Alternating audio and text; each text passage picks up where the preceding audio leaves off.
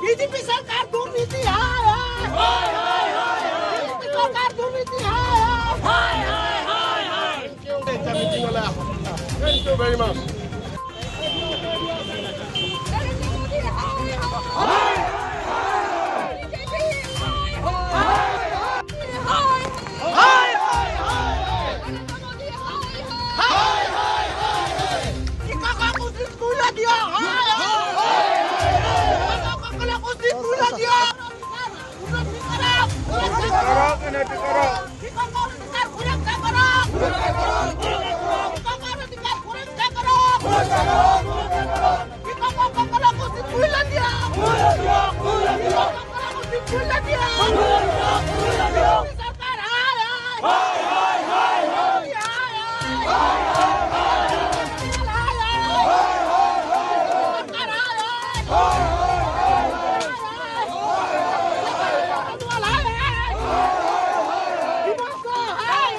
AICC General Secretary.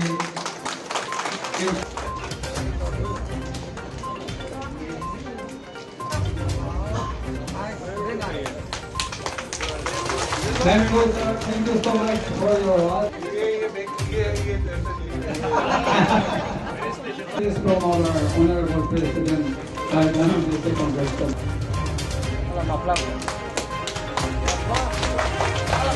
Thank you. Thank you. धन्यवाद sir संसद श्री भजन सिंह आदरणीय धन्यवाद। मैं साफ आपको बताना चाहूँगा कि ऐसा कोई भी झगड़ा नहीं हुआ, कोई ऐसा इंसिडेंट नहीं हुआ है। भारतीय जनता पार्टी और उनके जो सहयोगी दल हैं उनने देखा कि इतने हजारों लोग कांग्रेस की जिंदाबाद लगा रहे हैं, तो उनने अपना एक किसी कार्यकर्ता को भेज दिया वहाँ एक जिंदाबाद का नारा लगाने के लिए। तो इस तरह का माहौल बिगाड़ने के लिए भारतीय जनता पार्टी कोशिश कर रही है। उनने वो जानती है कि वो डिफीट होने वाला है, इसलिए कांग्रेस की मीटिंग खराब है।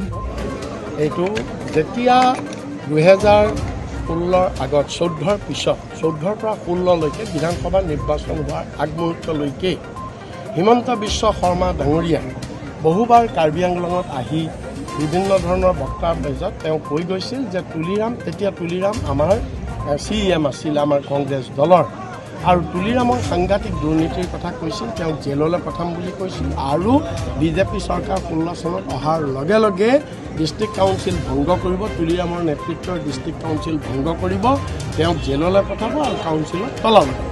কিন্তু যেতিয়াই তুলিৰাম বিজেপিত জইন কৰি দিয়াৰ লগে লগে তেওঁৰ সকলোবিলাক দুৰ্নীতি নোহোৱা হৈ গ'ল, তেওঁ চব চাফ হৈ গ'ল।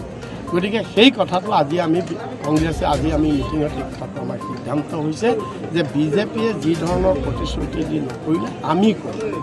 আমি কংগ্ৰেছে আমাৰ 21ত কংগ্ৰেছ চৰকাৰ হোৱাৰ পিছত বিজেপিয়ে যি কৰাপশ্যন ঢাকি ৰাখিলে আমি সেই কৰাপশ্যন মোকোলাম, আমি তাৰ তদন্ত কৰিম, আৰু কাৰ্বি আংলং ডিষ্ট্ৰিক্ট কাউন্সিল আমি তলা লগাই তাত আমি উপযুক্ত ব্যৱস্থা। Thank you.